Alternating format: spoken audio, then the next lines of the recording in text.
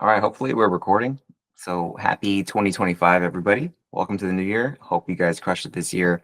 My name's Alex. I'm a barbershop owner and I do these calls. This is a workshop that we do in our paid group, the Barbershop Owner Mastermind, where we kind of help each other make more money as barbershop owners. If you want to know more about that, there's a link in the description below. But I thought in this video, what I would do is just kind of share all the lessons and failures that I learned in 2024. So, because I think that'll help some of you guys out, because really that's the main point of education is to kind of learn from other people so that you don't have to make the mistake too. And that's probably the biggest advantage that we have as human beings is that we can learn from each other, right? So I'm going to just go through the major lessons that I learned in the past year now, since I'm recording this in January 1st. And hopefully you guys find that valuable. So I'm going to share my screen and just kind of show you our agenda for today. And here we go. So this is my little agenda that we're going to be working off of. Hopefully you guys can see this. But 2024 lessons and failures. There's basically 6 categories that I'm going to cover, and let's just get right into it. So in 2024, we saw a pretty significant increase in client retention.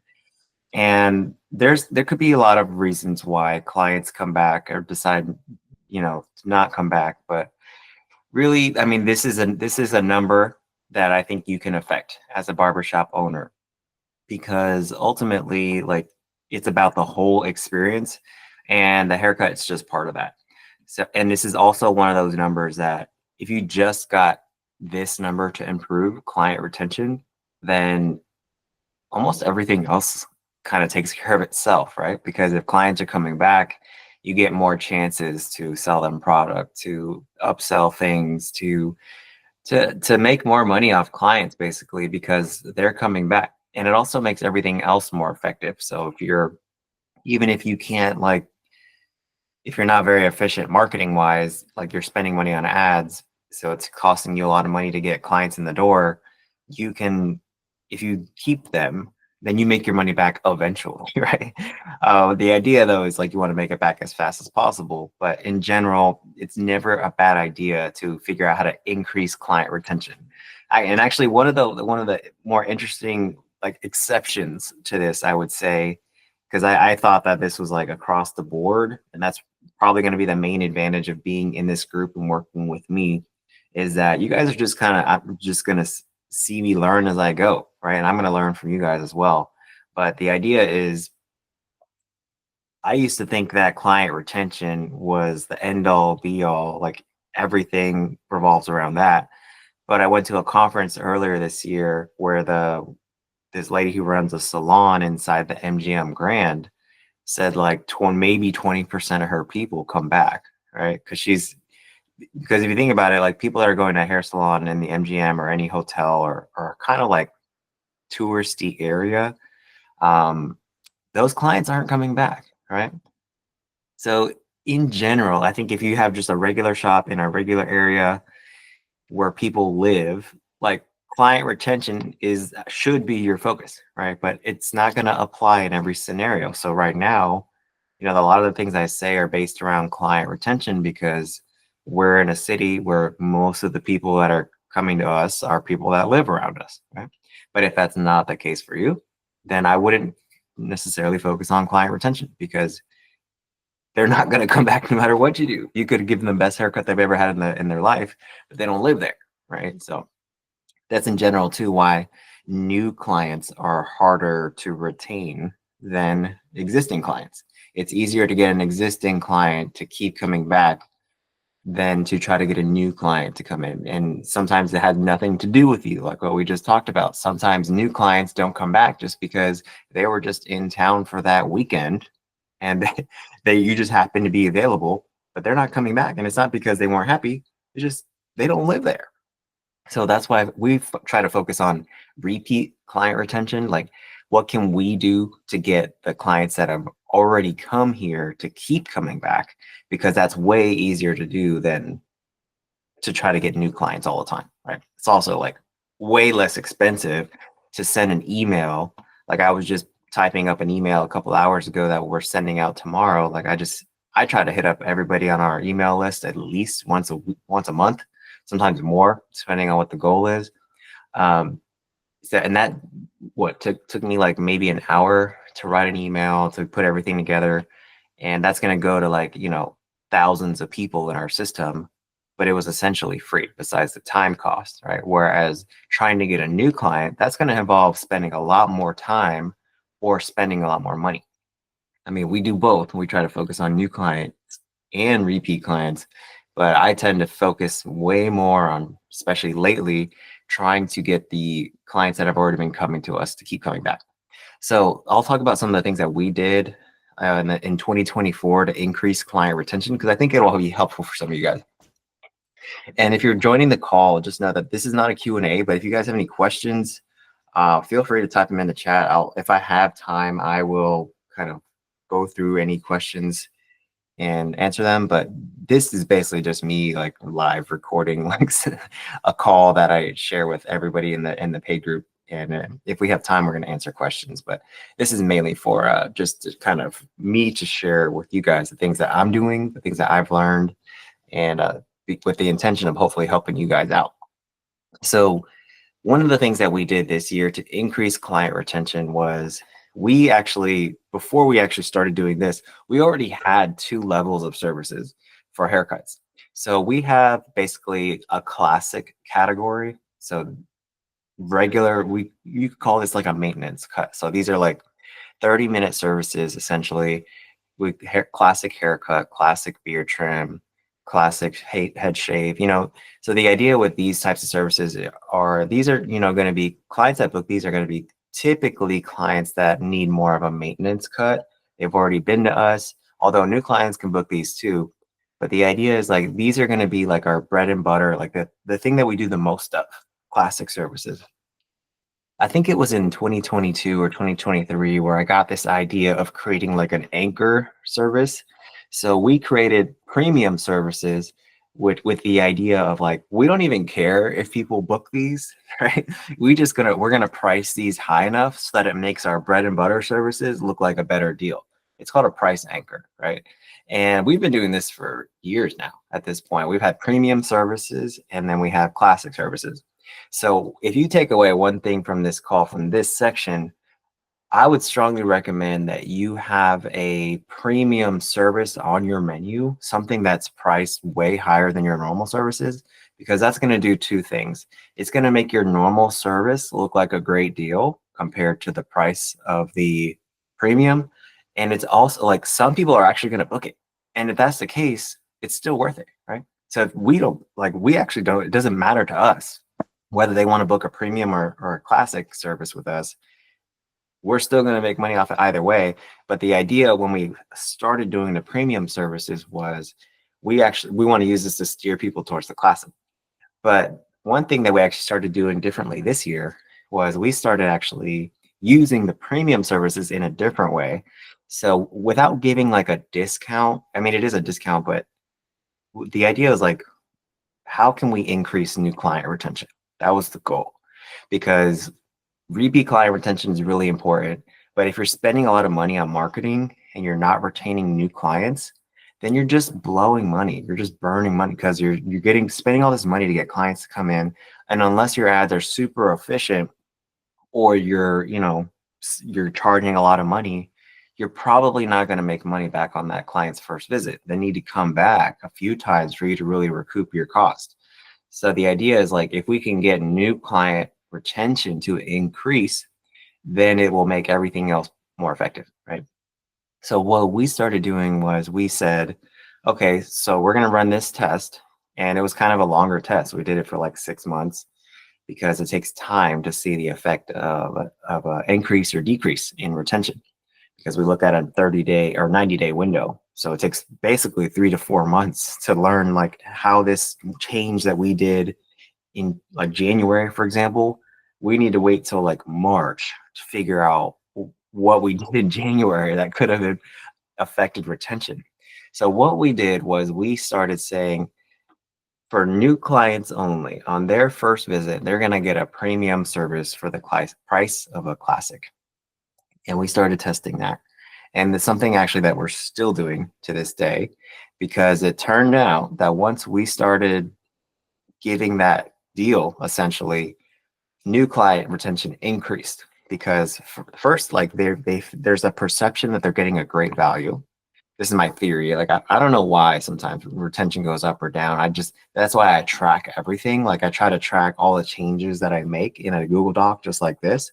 I literally just have another document where I, like, every time I change, like I make a major change, I document it, because sometimes, especially when you're trying to affect things like retention, it's like this was like 4 months ago, and then we're just finding out what the number is.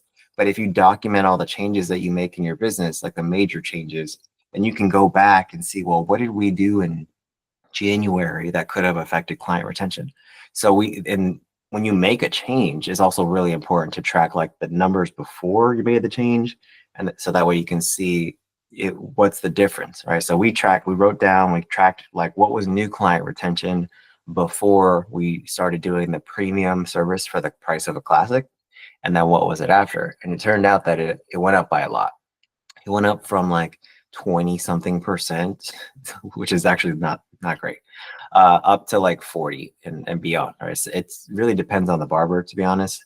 But yeah, in general, retention overall with new clients increased because they felt like they were getting a great deal. This is my theory. And the barbers had more time to spend with new clients because new clients typically take longer. I mean, not always, but sometimes people come in. Like I just had a guy yesterday that hadn't had a haircut in a year, right? So, and he booked a 30-minute service. So it ended up taking me like 45, right? Because he wanted like a low taper fade and a scissor cut all over. I'm like, oh, this is going to put me way behind. And it did, right? So new clients take longer. So it turned out to be a win-win-win scenario, which again, anytime I've said this before, but anytime you can find a scenario in your barbershop where the barbers win, the clients win, and the business wins, then it ends up usually being a good decision and the business grows as a result of that. So this turns out to be a win-win-win scenario. In the short term, the barbershop actually makes a little bit less money because we're charging what we would charge for a 30-minute service for a 45-minute service. So the clients are getting a little bit of a discount, right? But the idea is we also wanted to see if this was going to increase the conversion percentage on our ads, and it has. So the cost to get a new client has dropped since we started doing this. So in short, it's usually a good idea to have some sort of premium or new client service when you're trying to attract new clients. And that, in our experience, has led to higher new client retention because the barbers are spending more time with new clients. They can do a longer consultation. They can just spend more. The client, sometimes hasn't had a haircut in a long time. So that takes some extra time sometimes. And if the barbers feel rushed, maybe the quality isn't going to be as great as it could be. So giving a new client discount on premium services tends to be a good idea from what we've seen.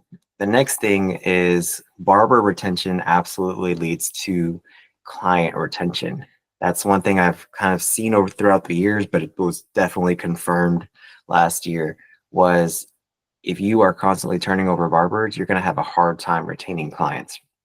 Now, that doesn't mean you should keep the wrong people for the sake of keeping clients.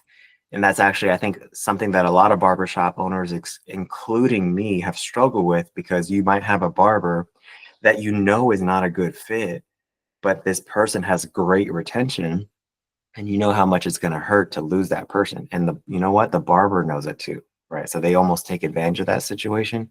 So they don't do this at the expense of the overall business, right? But if you have the right people, the people that you want, then do whatever it takes to keep them, right? So one of the things I've really put a lot of focus on this year is constantly trying to figure out how to put more money in the barbers' pockets, doing contests, figuring out new ways for them to earn more. And I think that's in some part has led to an increase in our barber retention. Now, we did have some turnover last year because that's just part of the business. And, I kind of look at I kind of look at hiring and managing barbers almost kind of like having a kid, right?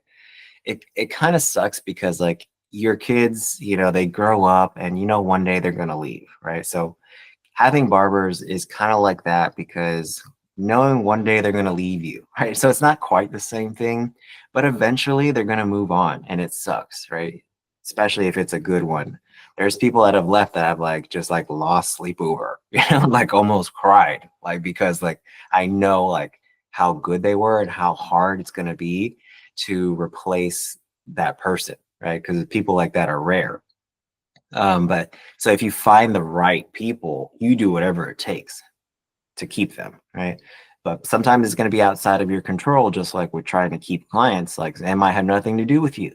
Maybe they just need to move or they outgrew you as a barbershop owner, right? Like if you're not growing as a barbershop owner, your barbers might outgrow you. Like they want to make more, they want more opportunities. And if you're growing too slow for them, you're going to lose barbers, right? So we're probably going to lose barbers this year for sure. I just hope that it's, the wrong barbers that we lose. But ultimately, as a barbershop owner, you're gonna lose barbers. And that kind of helped me have that mindset. Not necessarily like that it's okay, but it's just that it's not about keeping them. It's just like how long you can keep barbers. Because one day they're gonna leave, right? And it's gonna suck. Whether it's a and it sucks in every case. Like when even if it's a barber that I know is not a good fit, it still sucks, right? Because you're basically you just trained your competition now, right? Because this person has worked for you for a few months, even a few years, and now they're going down the street to compete with you and they know all your secrets, right? So another reason why like retaining people is a good idea, but getting rid of the wrong people as fast as possible also a good idea. And then probably the other thing that was a major effect on our retention overall for clients has been the memberships. So I've been preaching memberships for a while now. And it's honestly something that's still kind of new. Like we've been testing memberships since 2022. And in the last year, I would say we really have kind of figured it out. Um, but I still think this is more of a long term, like we're not really going to know the long term effects of memberships for probably like at least another year. We started selling the memberships, the current version, in October of 2023. So we've been doing it for over a year as far as like the current version of memberships that we have. And it has absolutely led to higher revenue, higher new client retention. And I think in some ways it leads to barber retention too, because memberships help keep the barbers busy. And members usually tip better, right? Because they're not spending money like in the shop. That's been billed to their card already. So I think that in some cases members tend to tip better because they're not it's like less of a hit, right? To their perceived like spend. It goes down because they're not like having to take out their card right there and pay for their haircut. So I don't know. Sometimes members are just more generous with tip wise. Not always, but in general, that seems to be the case. So those are the three things that we found in 2024 that helped increase client retention. There was probably other things that we did that might have affected that, but I would say those are the three. And then we actually raised prices in 2024. So but our retention went up. So it's actually like that turned out to be a good thing, right? So sometimes when you raise prices, your retention goes down. It depends on the amount of the price increase. But if it goes up, then that's actually a good thing. So you're keeping more clients and you're making more. So everybody wins, right? So let's talk about employee management, some of the lessons I learned around that in 2024. So giving managers greater autonomy has been kind of a big focus of mine in the last year or so, because there's no point in having a manager running your barbershop if you're telling them everything they need to do and kind of micromanaging them, right? So I've been slowly kind of like just stepping back and really letting the managers take a lot of the reins on some of the decisions that happen within those four walls of the barbershop. So for example, like I don't tell them like what drinks to buy for the fridge. I don't tell, I basically give them a budget and I'm like, here you go. This is what you need. This is all you have to spend to refill the products, refill all of the supplies, and the budget is based on revenue for that location. And so they have to choose to have some discipline of how much they're going to spend on products to refill the product shelf, how much they're going to spend on supplies. Are they going to get some, Starbucks gift cards to do a little mini contest with the barbers to, incentivize them to hit their numbers? So the managers basically have all of the freedom of running a barbershop without any of the risk. So that's probably a big thing if you're just a barber watching this that worked for somebody else. Like, you don't have to take on all the risk of opening a barbershop to have the same sort of freedom to be able to affect the business like you would if you were the owner. Like, you can just become a manager. And the way we do it is I literally just give them a credit card, and I set a limit based on a percentage of revenue. And I'm like, here you go, here's your budget. You're responsible for ordering products. You're responsible for keeping the supplies stocked. And you basically everything else is free reign, as long as you can't go over the budget though, because once you hit, so if you spend all your money on beer and you don't have enough money to refill the product shelf, then, you didn't do a good job of managing your money this month. So that's been a really fun part about just kind of letting them go, because a lot of the times when you let things go, you actually get, I think, better results. Like I've actually gotten better results of, like, every time I let something go, sometimes there's a temporary like dip in performance, but once they like figure it out, they usually get better at it than what I would have been, because they're devoting all of their time to that one task, right? Where I was just doing it kind of on the side. So when you have people that like this is all they do, they're typically going to get better at you than doing it with enough time. Yeah, especially if you train them properly, and then you didn't just abdicate it, like you delegate it, right? So you showed them how to do it, and you make sure they're doing it right, and then you coach them on how to get better. Eventually, they're going to end up better than you. They should, right? And then the same thing with the barbers. Like, so we used to have like pretty structured rules, like for example, like how to fold towels, or how more specifically how to roll towels for the towel warmers.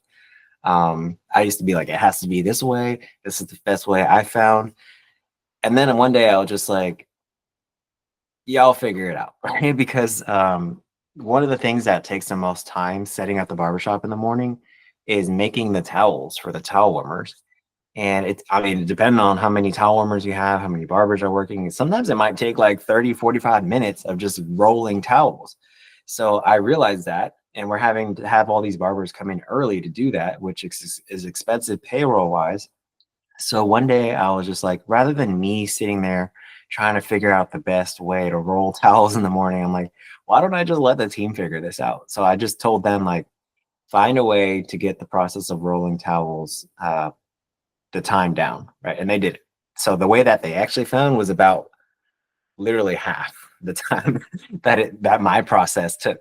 So you can actually make your business better if you don't feel like you have to be involved in every decision that's made. So for our example, towels, making towels in the morning, it had to be done my way.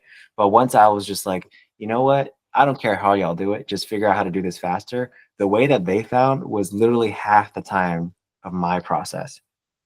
And now that's the process we use. So you can get some of the best ideas from your team if you have the ability to just kind of like, I don't care how you guys do it. This is just what we need. So let's figure it out. And then sometimes they do it, and you'd be surprised at some of the great things that they can come up with, right?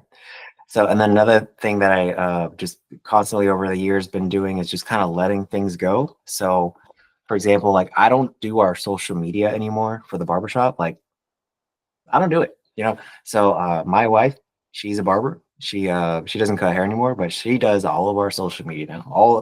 All the YouTube, the social, the videos that we post on everywhere.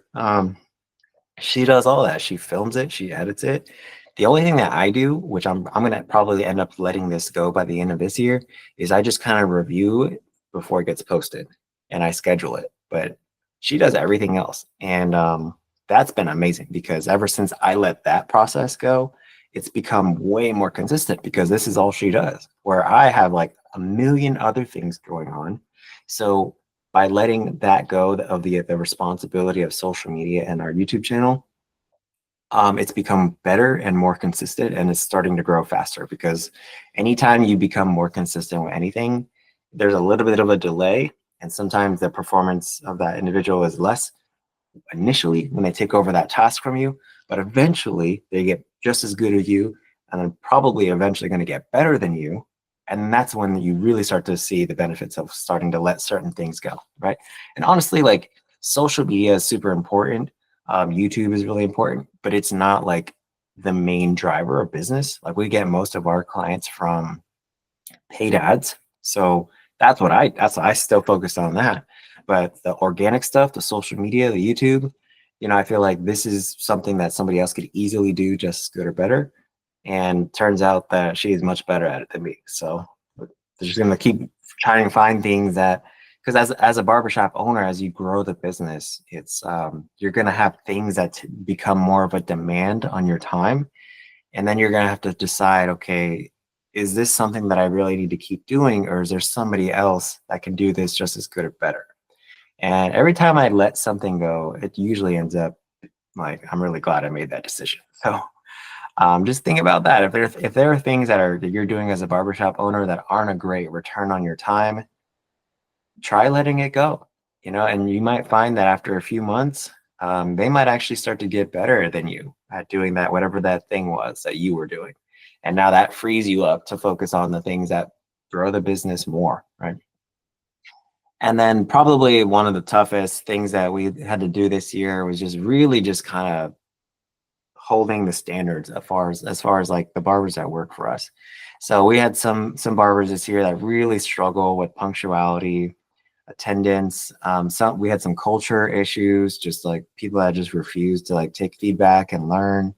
Of course, skill is really important too. Like people that were just like weren't there skill wise. So that was, that's the hardest part of running a barbershop is having those tough conversations. Like hiring people is great, it's fun, but actually holding that standard of like, this is what's acceptable here and we're not going to accept anything less. That's the hard part of being a barbershop owner, especially if this person has been with you for a while, right? Because sometimes people start off great and they'd end up not being that great later on. Or maybe they were good for that time, but the business has grown since then, and now the standards are higher, right? And we can't get away with the stuff that we used to get away with when the business was smaller.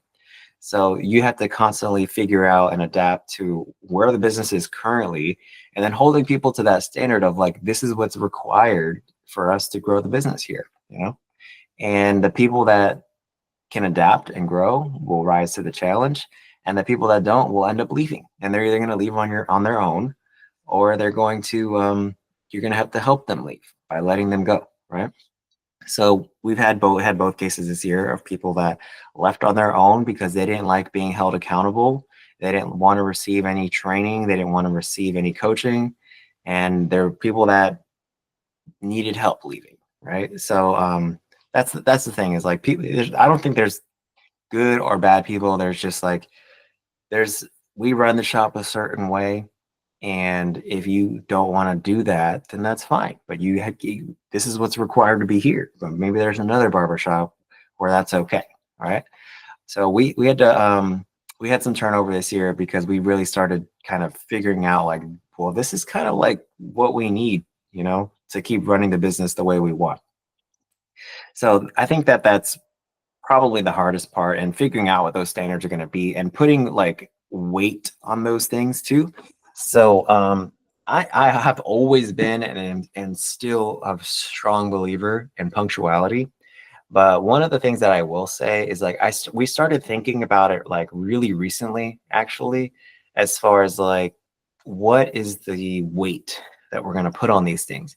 So for example, all of it's important, right? And by the way, not everything can be tracked with numbers, but a lot of things can. But like for the culture example too, there could be barbers that have amazing numbers performance wise, but they're just a terrible fit for your culture. Like we had some of that this year too. Like we had some barbers that were super skilled performance wise, just looking at the numbers, they look amazing, but everybody hated working with them, right? So that's enough right there to make it so enough somebody is not going to move forward in their career with us.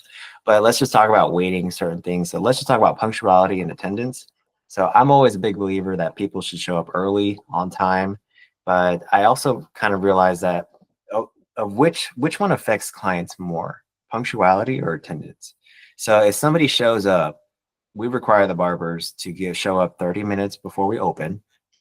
They're employees, by the way, so we can do that. They're W-2 employees, so they're required to be there at 9:30 if we open at 10. And if they show up after 9:30, they're late. So, but if they call out, so that's punctuality, right? They're clocking in after the time they're supposed to be there. Attendance is when they're scheduled to be there, but they don't show up. Like that would be like they called out, they called out sick or whatever.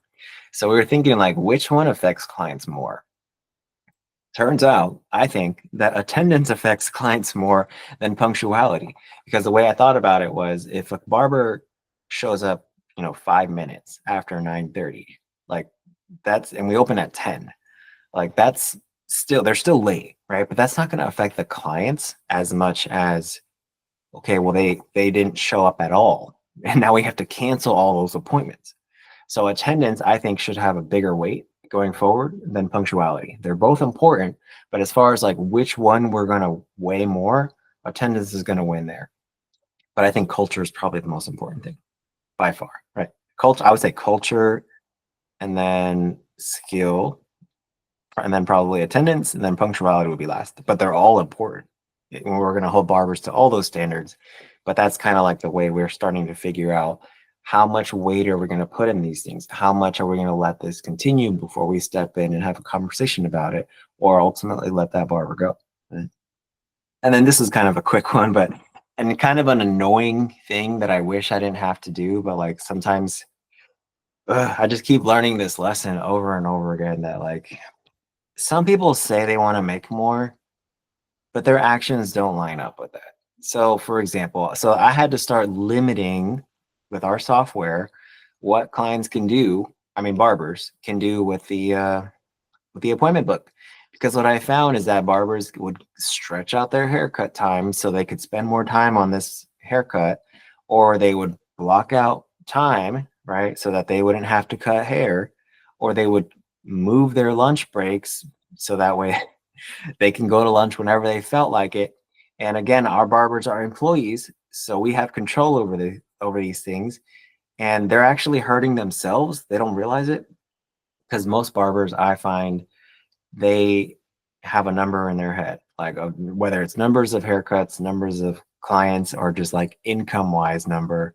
But once they hit that number, they're like, they don't really want to do more than that. Some are different and they want to make as much as possible. But in a lot of cases, I found that if you give barbers a way out in terms of like doing less work, a lot of them are going to take that. So we started limiting what barbers can do on the appointment book. They can no longer adjust appointment times. They can't create block time to block out their calendar. And if they need to move an appointment, or not an appointment, but if they need to move their lunch break or something like that, they need to get with a manager to do that. Because sometimes if you leave barbers to themselves to do these things, they're going to take advantage of it. And honestly, the people that were doing that are no longer even with us, right? So it's kind of like with clients, if you have a few no-shows and you start putting cards on file or requiring deposits, and you're punishing like all of the clients that come to you, it's kind of sometimes the case with barbers too, and managing them. It's like it was only a few people that were doing it, but now like everybody has lost that privilege, right? Because of these few. But it's just kind of things that you learn over time. Like some things you can get away with when the business is small. Some things, you kind of learn over time that this doesn't work anymore. We need to have more control over this, or we need to stop doing this, or we need to start doing that. But that's just kind of the thing that you learn a lot as the business grows. So the next thing we'll talk about is financial management. This might be a little complicated for you guys, some of you guys to understand, but I'm just go with me here, right? So one of the things is like especially if you don't aren't used to managing a lot of money, it can be kind of easy to be excited, right? If you have like one good month, right? But that's a bad idea, right? So you ideally, when you're making decisions on like how to allocate money, spending decisions, it's usually a good idea to go off no less than 3 months worth of data, especially especially if you use a credit card to put a lot of your expenses like we do.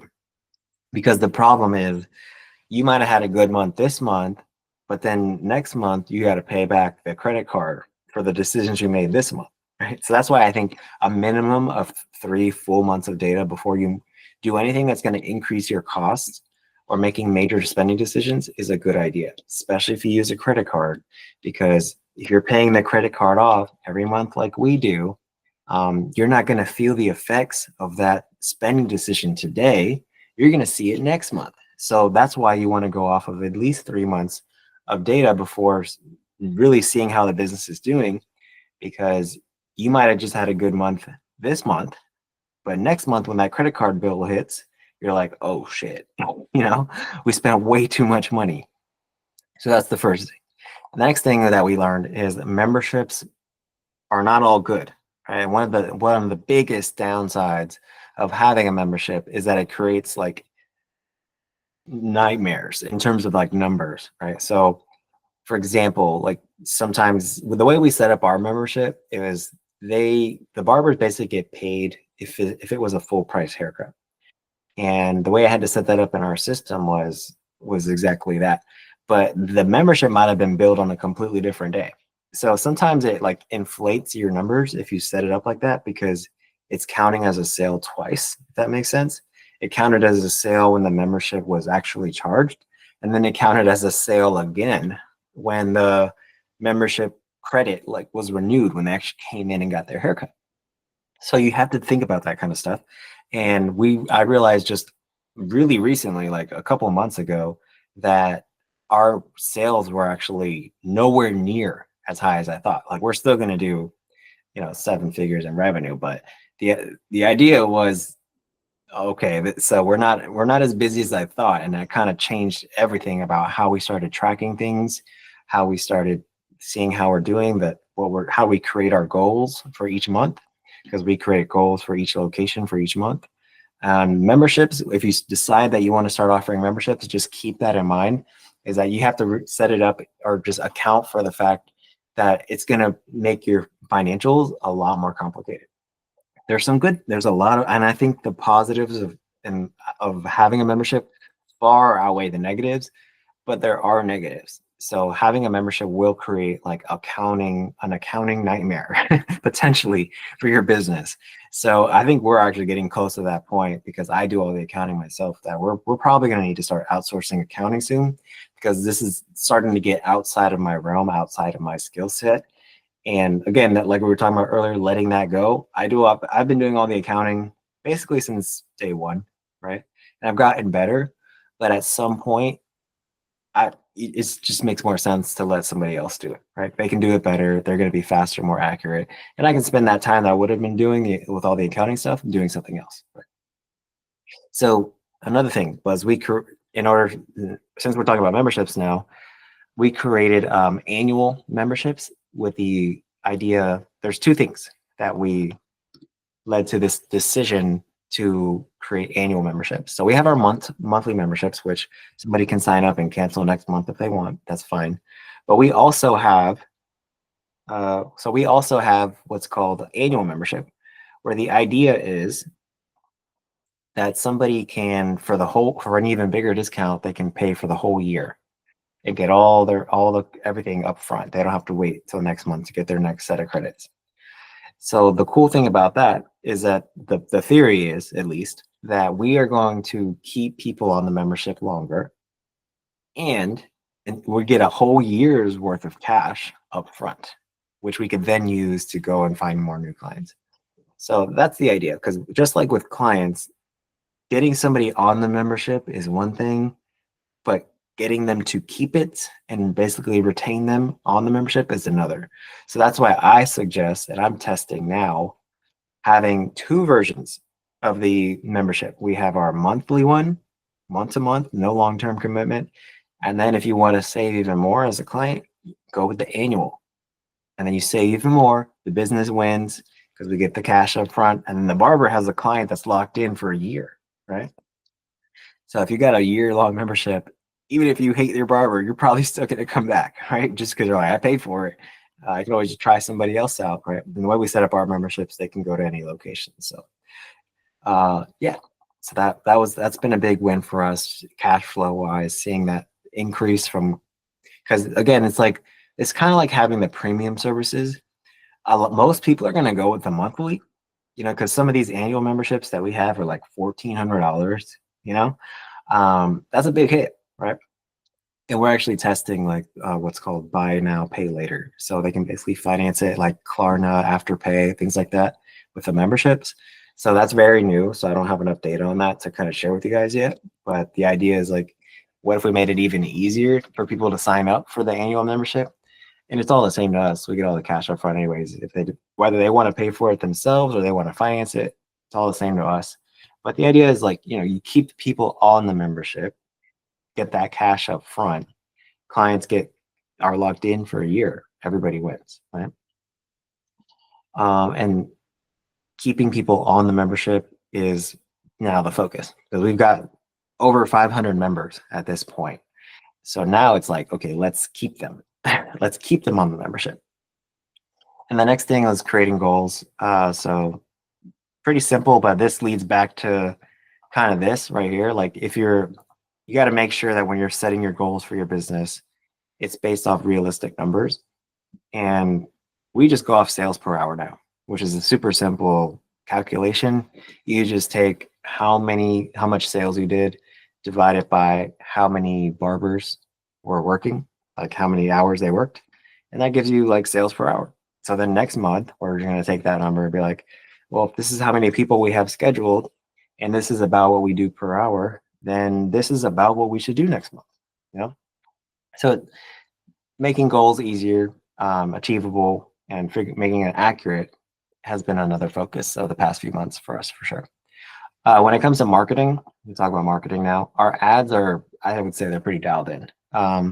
The targeting is dialed in, the creative. I mean, the only thing that we need to do now at this point is once an ad starts to fatigue, basically, and the cost of getting a new client starts to rise, then we just literally just duplicate that ad, swap out the video with a new one or a new photo or whatever. And then it starts to work better again. So it's actually pretty easy now. The hard part, I mean, I had to get help with ads. It took a long time to figure it out. Most of this year was optimizing ads and trying to get it to where we're at now. But now it's gotten pretty simple. I just keep an eye on the customer acquisition costs, which is CAC, right? And when that starts to rise, it's time to swap out, time to create a new ad, basically, right? But the ads are pretty much they're never going to be set it and forget it, but it's just like set it and monitor it. You don't always have to like create new ads once you have a good set of ads going. It's just once that cost starts to rise and those ads start to fatigue, then maybe you should consider swapping, something like swapping the photo out, swapping the video out, but you'd be surprised how little work it takes to just keep ads going once you find the winners. And as far as like how our ads are performing right now, they're actually, I would say, pretty decent. So the ROAS, so that stands for return on ad spend, is between 1 and 2.28. So what does that mean? That means basically for every $1 we put in, we get between $1 and $2.28 back. So on the high end, that means we're actually making money back from ads. Now there is a cost associated when those clients actually do come in and get their haircut, but in general, if we spend $1, we get $1 right back because they come in and spend $45 usually minimum, and that basically pays for themselves. And then if we retain them and they come back, then that's when the business starts to grow, because you start to become profitable by getting new clients. So this is why I think there's definitely a lot of free ways to get clients Some of them are just very time consuming, like DMing people on Instagram. But me personally, I love ads because it's something that you can scale basically to the moon, right? As much as you want to spend on ads, Facebook will let you. The problem is getting this right here and this right. Because if you're spending $1, but you're only making back 50 cents, it's going to take you a really, really long time to get your money back. But if you get to that point where you can make at least make your money back, if not even make a profit on getting a new client, then the bottleneck is no longer how much money you spend. You're going to have a new problem because this is why we had to get so good at hiring this year, because we have figured out ads, I think, right? We can definitely get better. But at this point, the limit to how much we can spend on advertising is not because of the ads. It's because we don't have enough barbers now. If I turned this budget up to $1,000 a day, we wouldn't be able to handle that increased demand. So we have a set marketing budget. And basically what I do is I shift it. So if we need clients, I shift our budget to marketing for clients. If we need barbers, then I shift some of that budget away from marketing for clients to marketing for barbers, because we also run ads to find barbers. That's another huge thing, right? And then our customer acquisition cost right now between all ads that we're running is around $42. So that's why it's usually like we make our money back at least, because our haircut is $45 and it costs 42 to get them in the door through Facebook. So we probably either break even or take a slight loss on that first visit, because there's a cost, right? There's a cost to provide the service, and then when they come back, that's when we make it back. And then we do the same thing for barbers. So we started running ads for barbers. The ads took a little bit of time to dial in, but now it's like pretty much just anytime we need a barber, flip the ads on, applications start coming in, 10, 20 interviews later, we got a barber. Sometimes it takes as little as a week.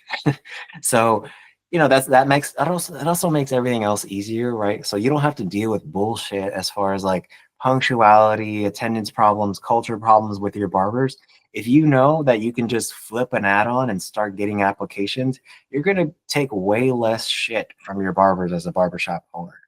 And that's the way I think it should be, right? Not that your barbers should feel like they're replaceable, but like you don't have to deal with this if you know that you can just anytime you want flip a switch and start getting applications in from barbers. So that's where we're at now. I want to keep everybody that we have, all the barbers. But the reality is, when one of them is going to go at some point, some of them are going to go, some of them are going to go voluntarily, some of them aren't going to go voluntarily. And it's such a good, like, it helps you sleep better at night as a barbershop owner if you know that if you lose a barber, you have 10 people waiting to take their place. So yeah, it might sound harsh, but they would drop you in a second if it meant like another $1 an hour.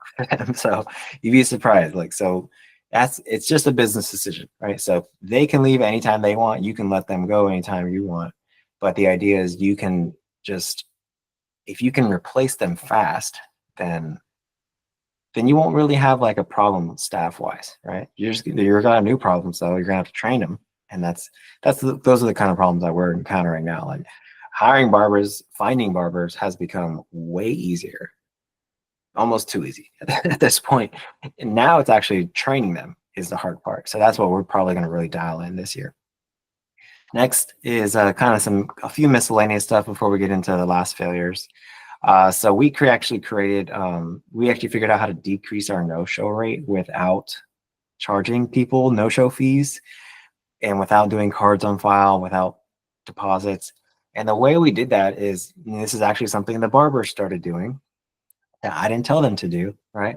Was in the morning, anybody that hasn't confirmed their appointment is automatically going to get a text message or a phone call or both from us. So even though they're getting the reminders, you'd be surprised how many people just forget about their appointment, because depending on when your reminders are set, there could have been a lot of time that elapsed from when they got that first reminder to when their appointment time is.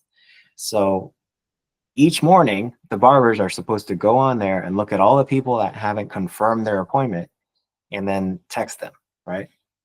And the way we do it is really, really fast. It takes literally like 5 minutes to text every single person on the schedule at once that hasn't confirmed. If people have confirmed, we don't do this. We don't bother them, right? They did the right thing. They confirmed. We know they're coming. But everybody else that hasn't confirmed, we're going to text them. And doing that has been more effective at lowering our no-show rate than anything else we've done, including charging deposits and having cards on file. Because I don't want to do anything that's going to make it harder for clients to book with us, which means not putting a card on file. I think I timed it one time. It took literally 3 times as long to book an appointment just by having a card on file requirement, right? If I had to choose one though, because I think it's really case by case basis, if I had to choose one between putting card on file and charging a deposit, I would probably just charge a deposit, because the problem with having just a card on file requirement, and this is something that we dealt with, is you can go to charge that card if they don't show up and it doesn't go through, because they can freeze their card and not let you charge them. Another thing is, let's say you do charge them and the payment goes through, they can go on and dispute that charge with their credit card processor or their bank, and you're probably going to lose that dispute. And that's worst case scenario, because not only do you have to give them their money back, but now you're going to have to pay a chargeback fee on top of that. So I didn't want to deal with that bullshit. So so you don't actually have to deal with that when you do deposits, because they're paying up front. I don't think I had a single chargeback fee when we were doing deposits. So if you're going to do one, if you're trying to decide whether to do cards on file or deposits, I would go with deposits. The way we did it was, you can pay a small percentage down of your service, and that just gets credited to the service when you come in. And if you can't make it in, then we're just going to hang on to that deposit and apply it on your next visit, right? And then didn't have a single chargeback fee when we did that. But I would track your no-show rate as a barbershop owner. If it starts to get high, like ours is around between 4 and 5% right now. It goes higher, like it went a little bit higher than that because we did a rebooking contest. Some of the barbers were booking people that didn't want to be rebooked. So whenever you really push rebooking, sometimes that's the bad side of it, is no-show rate could go up because people were just trying to book it to be nice, right, and help you out. But in general, our no-show rate is usually between 4 and 5%. And if you don't know what your no-show rate is, I would suggest you start tracking it, because like I said earlier, if you decide you want to do something to try to decrease that, really helpful to know where you're currently at, try something new, see if it affects it, and then if it was a good decision or not. When it comes to, like I mentioned, rebooking contest, that's something we're continuing to test. As of right now, I'm still a strong believer in contests. The only thing I will say is that you just have to be careful of what you decide to reward for the contest, because some barbers will figure out a way to manipulate those numbers. And of course, it's the people that, end up quitting or getting fired anyways that do this. But in general, right, you just want to remove that temptation altogether by only rewarding things that are hard to manipulate.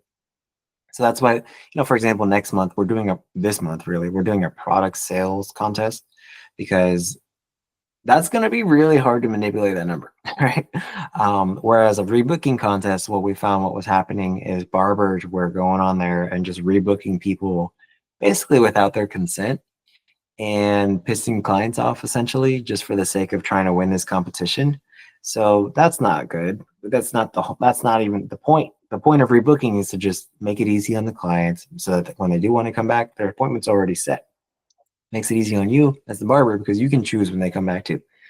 But if you're doing it against the client's will, that kind of defeats the purpose, right? So it was only, again, a issue with a handful of barbers that were doing this. Most of them weren't doing this, but just lesson learned. Just don't design contests around numbers that barbers can manipulate. All right, last few things. Let's talk about some of the failures now, that some of the ways that some of the things that didn't work for us that we tested.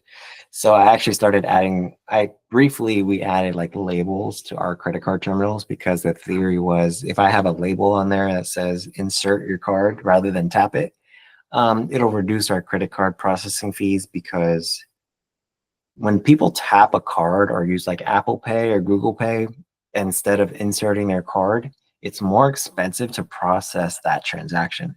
So by putting a label on the credit card terminal, the theory was that if more people insert their card, our fees will be less for credit card processing. And it did seem to have an effect, but ultimately, I don't think it was much as much of an effect to be worth having it, right? Because we also had a label that said cash tips are appreciated for the same reason. Like instead of tipping on a card, if they have cash, like we don't have to pay to process that.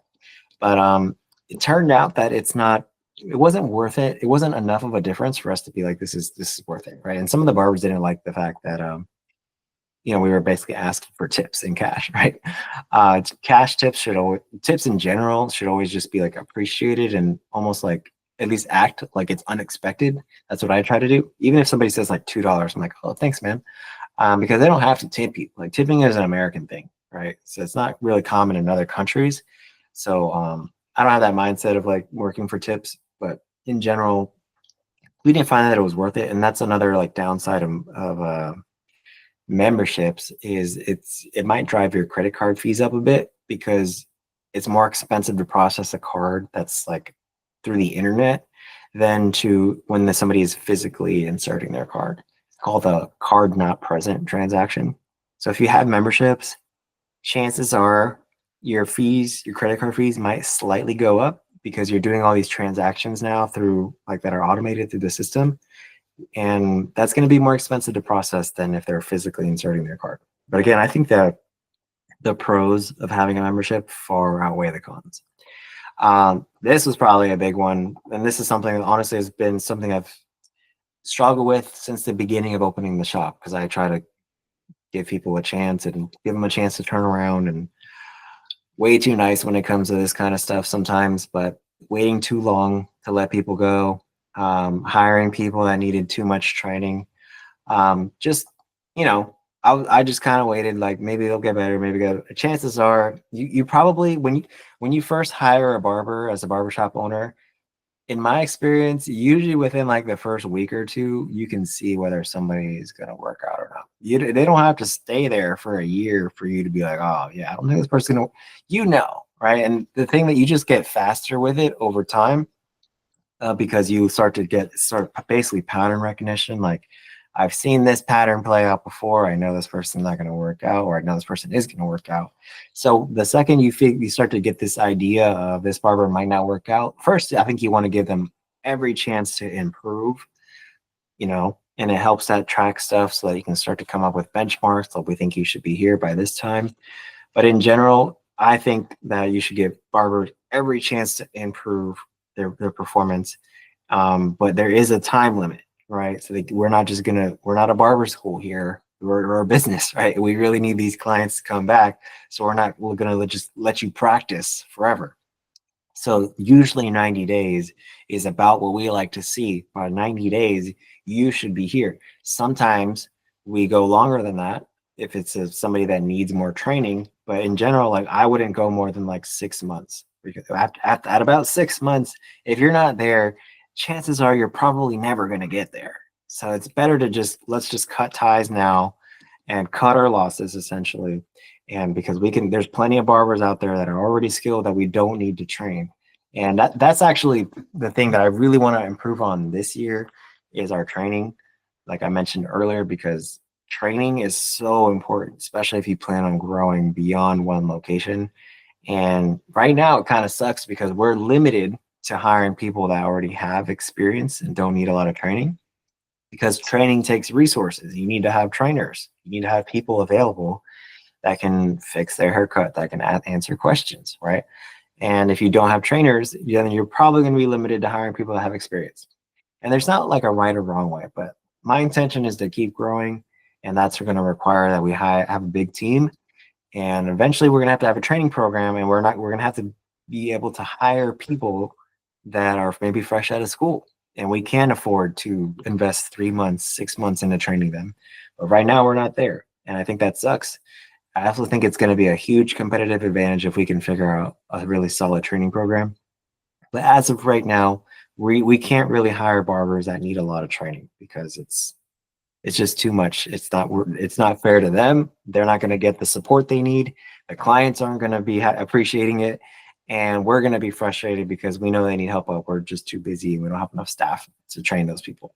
But in the future, I would love to have like a whole training program, like a school. Essentially, we could send people to where they can come, go train, get better.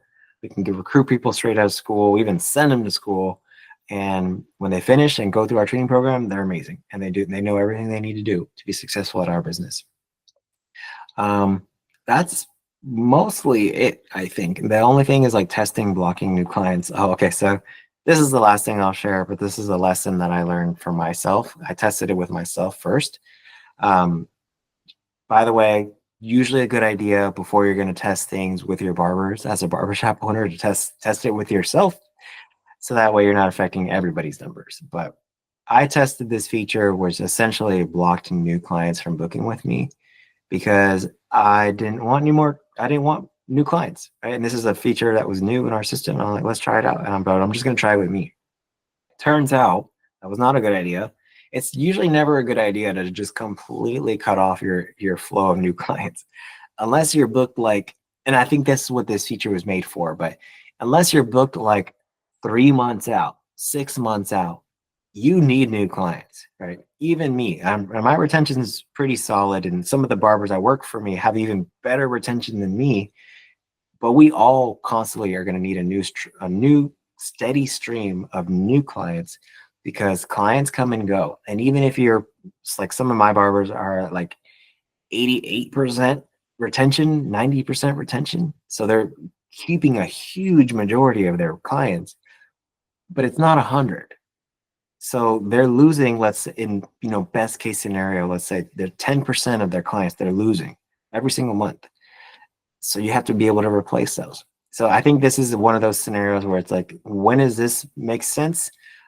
Right now, from what I've seen, even the barbers that are booked like all the time, everybody needs new clients. So I would strongly advise that you never just stop taking new clients because you're always going to need new clients until you get to the point where you're like 3 months, 6 months booked out. You need new clients, and because you're going to have to replace the ones that you're losing. So that was a recent lesson that I learned there. And that's it. We went kind of long on this one.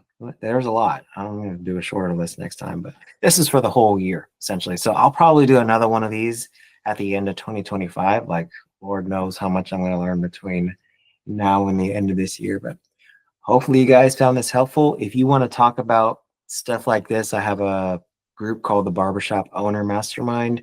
I also have a free group called the Barber Mastermind. You can find the link to both of those groups in the description of this video below. I hope you guys have a great year. Thank you.